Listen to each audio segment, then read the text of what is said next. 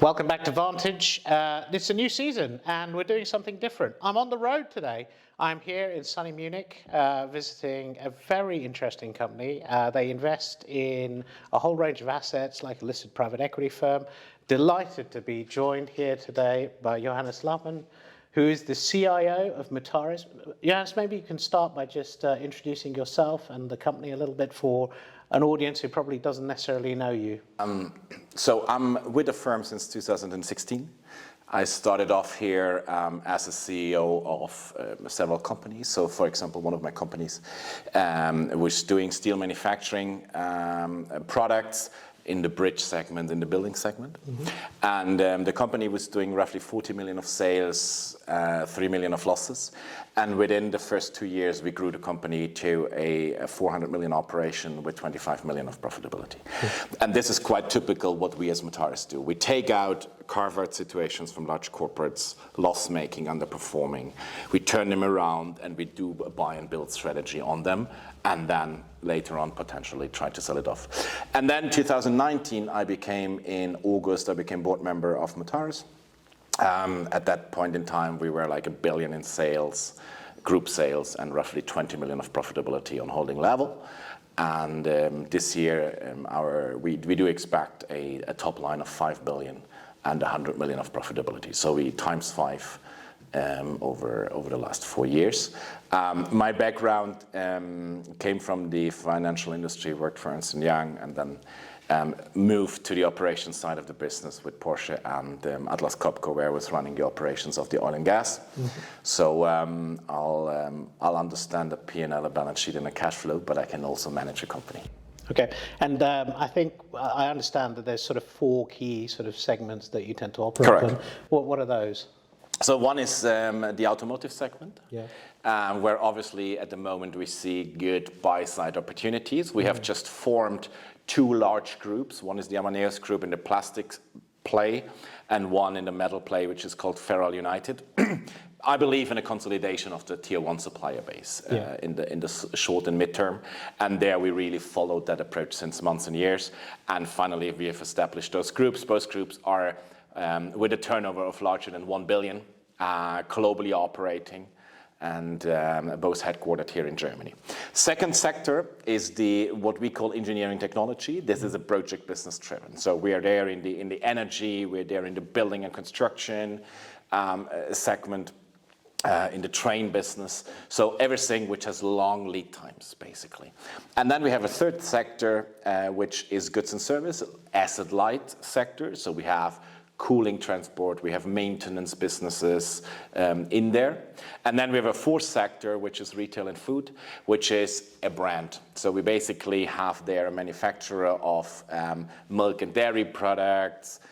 With a brand, we have a manufacturer of plastic boxes and children's plastic, chairs, etc., etc. And the largest one there, we have La Paire, the largest window and door manufacturer in France, which we acquired from Saint-Gobain. So the 4 sectors are there where we acquire, but they are also a kind of risk diversification in the portfolio, right? Yeah. Which is important not only for the buy and sell side, so you always have opportunities and you always have challenges, but it's also from a risk mitigation point. So the auto sector, super early cycle business, the engineering sector, more late cycle because you have long lead times. Then you have the goods and service sector, which is basically non-cyclical because, cooling logistic, you need to buy groceries, doesn't matter what the industry does. Yeah.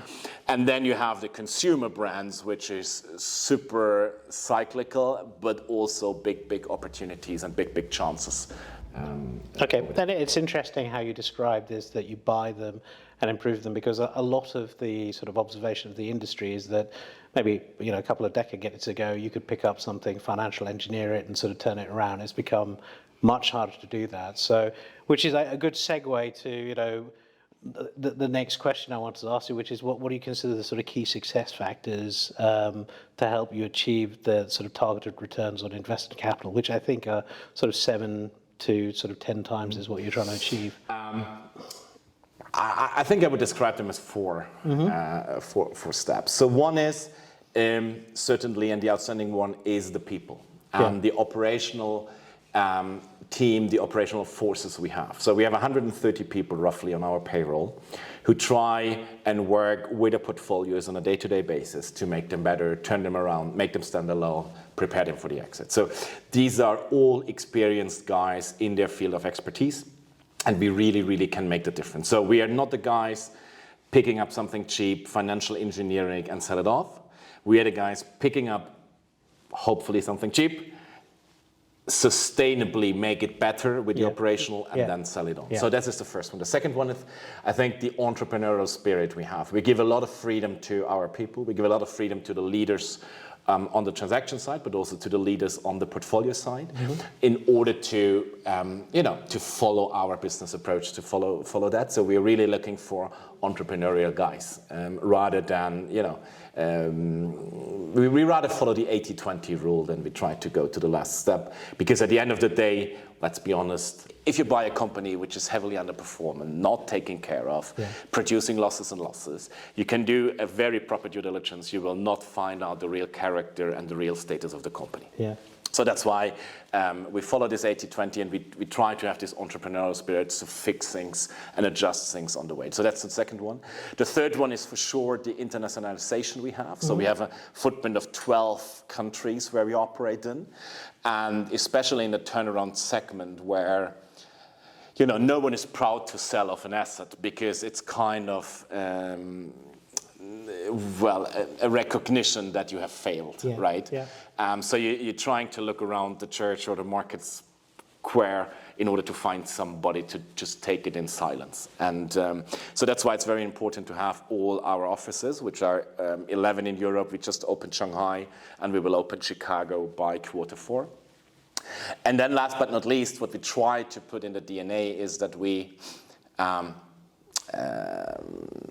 the football fans in the Premier League will understand. So we try to be the normal ones. Okay.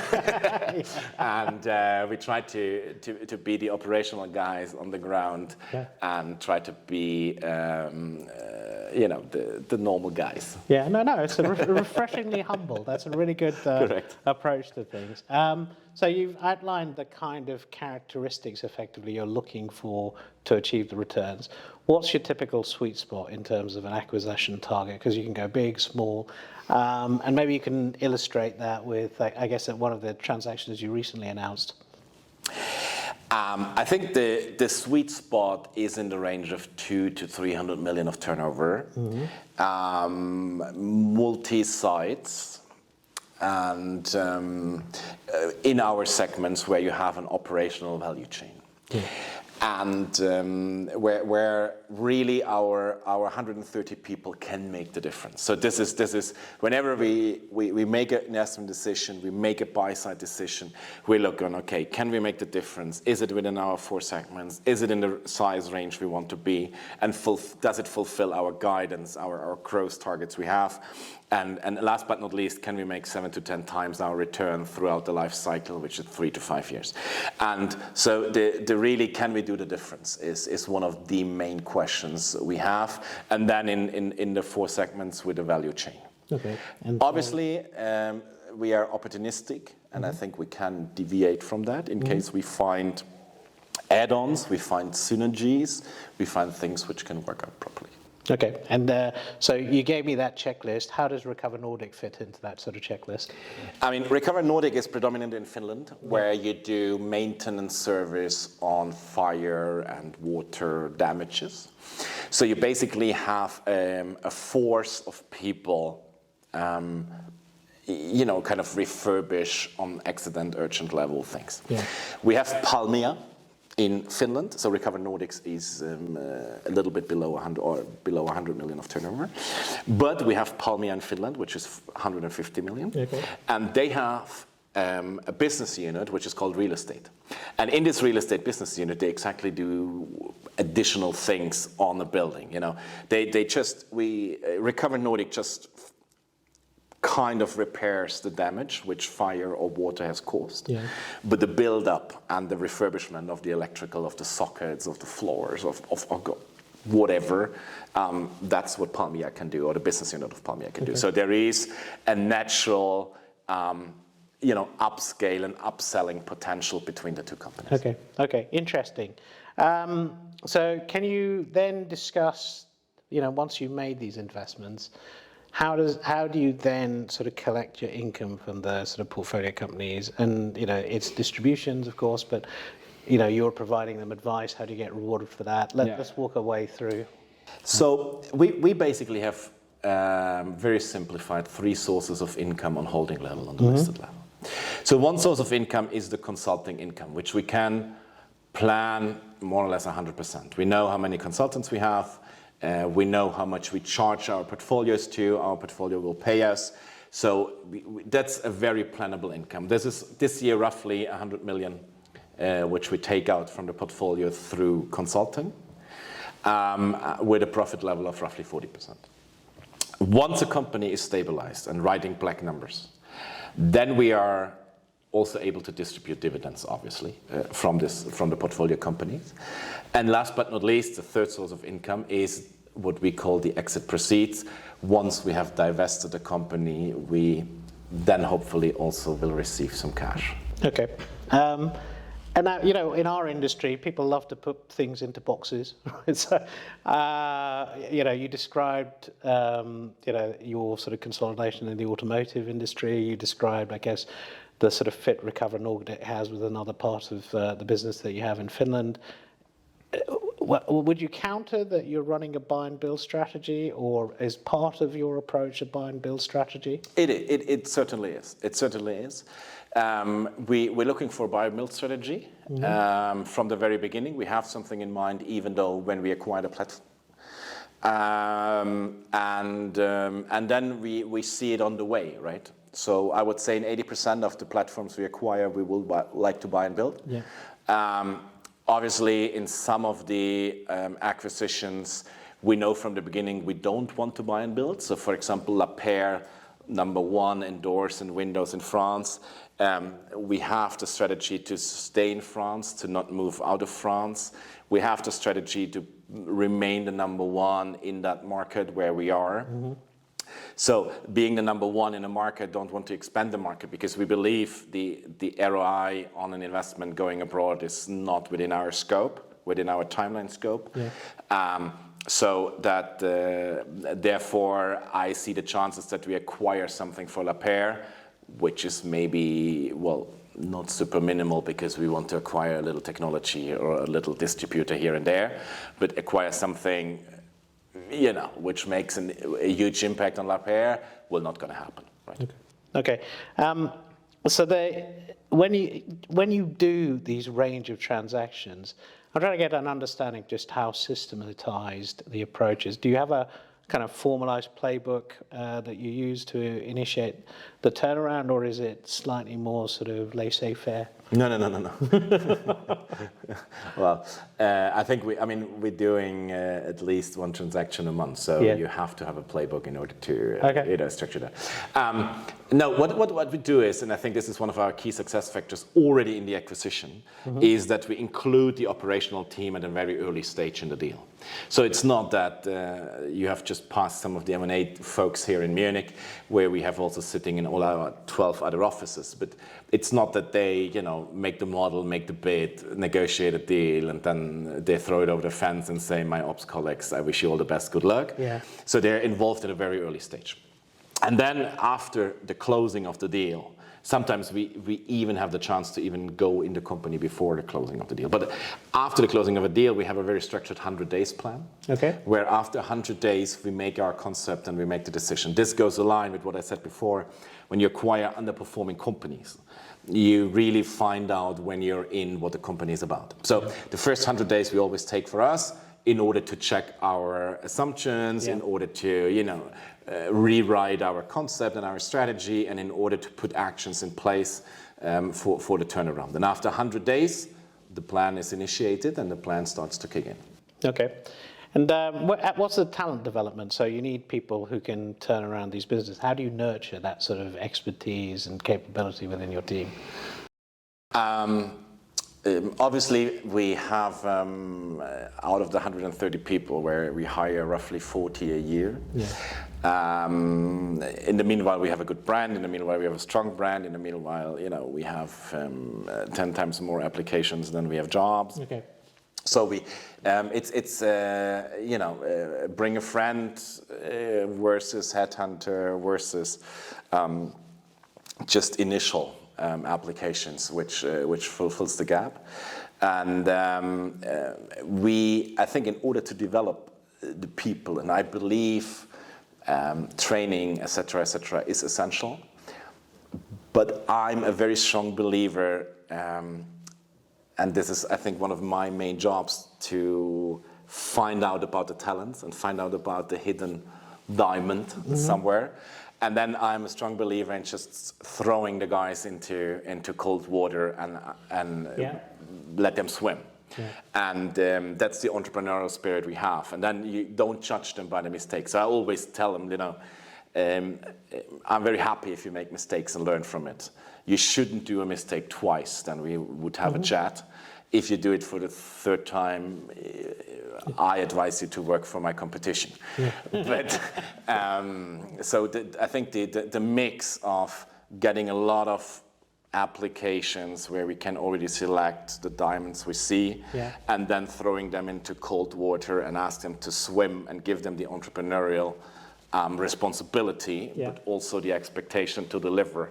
I think that's a good mix how you grow people. I can see that. I mean, I think there's also an appeal to, be able to be given the opportunity to utilize your skill set, and it sounds like you're a great believer, and sort of learning on the job is probably the best way. I mean, it's real life experience at the end of the day, isn't it? Correct. I mean, at the end it's a team effort, right? I mean, I'm sitting here now, but I'm sitting on behalf of more than 200 people here in the holding and 30,000 people out there in the field. And I, on the M&A side, for example, I have a great team of 30 plus people. Yeah. All kind of experience in sectors, in businesses, etc., and we operate as a team, right? So if it's necessary to win a deal, I'm very happy to be thrown under the bus. If it's necessary that I play the boss, I'm very happy to play the boss. So we are a team at the end, and I think this is the importance to connect characters, talents into a team, has the diversification. And I think it worked very well, also including a lot of operational knowledge, which apparently, I mean, look at me, I have never seen a trading floor as an employee, right? Yeah. So coming from the financial background plus operational knowledge, and I have a couple of superstar bankers around me, and as a team we'll make it happen. That's great. And now you're in a game which is, requires sometimes difficult decisions. And we're in a world where, quite a lot of focus is about doing it in the right way, the focus on ESG and sustainability. How do you reconcile those two? That sometimes you have to take sort of difficult decisions on headcount or, turnaround decisions with your goal of being, a good corporate citizen, a good sustainable company? I think on decision making in general, you can make two mistakes. First is you're not communicating honestly. Mm-hmm. And the second thing is you don't take a decision. Yeah. And I think we have a culture here that we rather take a decision too quick, too dirty, and then adjust our decision when we see it's not going to work. Mm-hmm. Or it's not going to go in the direction we have planned it goes. So you have to have, the courage then also to say, it was a wrong decision, so let's adjust this. And obviously, this can be impacted by all sorts of elements, right? ESG can be an element, compliance can be an element, cost can be an element, political situation can be an element. I mean, look, give you two examples. So we had a company where I was super confident that we have struck an amazing deal. And that was signed in November, December 2019. And it was leading the oldest German napkin brand. Now, COVID hit in February 2020, just after, I mean, we closed in February 20, COVID hit in 20. No one went to a restaurant, no one was using an airplane, no one was using, I mean, revenue dropped by 70%. Yeah, you need to adopt, right? So we took a decision, but obviously our assumptions were wrong. So we're the company having a lot of difficulties in the engineering technology business, doing project business predominantly on the energy sector. Yeah. Okay. Now, apparently, Russia started a war with Ukraine, and every single nation in the world tried to be energy independent. So they had a big positive impact on this geopolitical disaster what happens in Ukraine at the moment. So there are a lot of decisions I think we take with the best interest and the best knowledge of that specific moment. But we also have the courage then to say, look, it was the wrong decision. I apologize for that. Things change and we need to adopt. And that's a little bit where we tweak the word mutares. Mutares on Latin means you should have changed. And well, sometimes we tweak it to, okay, we should have made a different decision. A quick follow-up to that. But when I read now that, some of the sort of, when private equity is looking at deals, ESG considerations are high up on the list in terms of the due diligence process. Do you have that sort of approach? It's certainly a consideration for us. And we include compliance, governance, due diligence, and ESG in general in our due diligence process. We specifically focus on the environmental topic and on the safety topic, to be honest, because I believe, first of all, on the safety topic, you immediately learn the process in a company quite good. Yes. And then secondly, on the environment, I think you can save a lot of money as well. So not only doing something good for the environment, but also on the other hand, I would love to mention two things.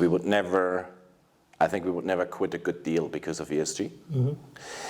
And on the other hand, I'm very happy that if I watch the world, if I watch the corporates, I see some overdoing actionism on ESG topics, which I'm very gratefully looking, because those can be very interesting targets for me.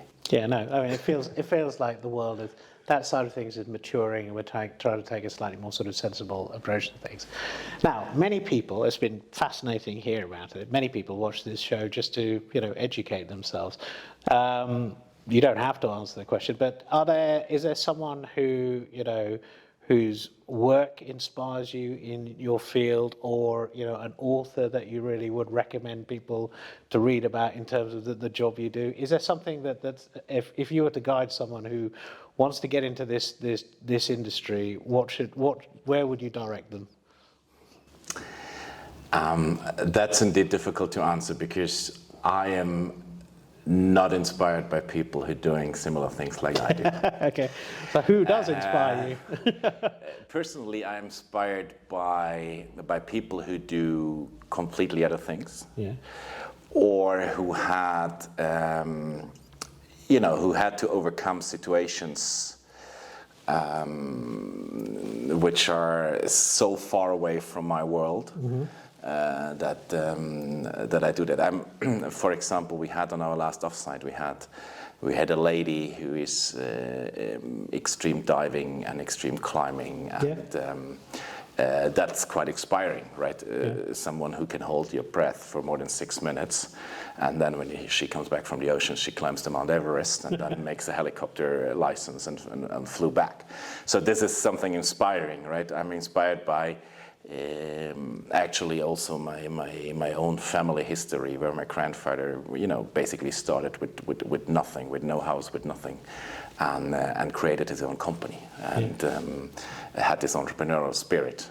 Came with 10 brothers and sisters to Germany during the Second World War, and then created something from a green field, basically. So I'm inspired more and more by people. I'm inspired. I'm a strong Christian, so I'm inspired by guys like Daniel or David, who didn't fear, and so I'm more inspired by people who are completely out of. Who push the boundaries. Listen, it comes across, and I think we have been watching the company for a number of years. Look, it's been a great success story. We wish you more success in the years ahead, and we'll watch the journey develop in the coming years and see how the portfolios develop. Johannes, enormous pleasure to be able to talk to you in person on this wonderful sunny day in Munich. I hope I will be able to come back.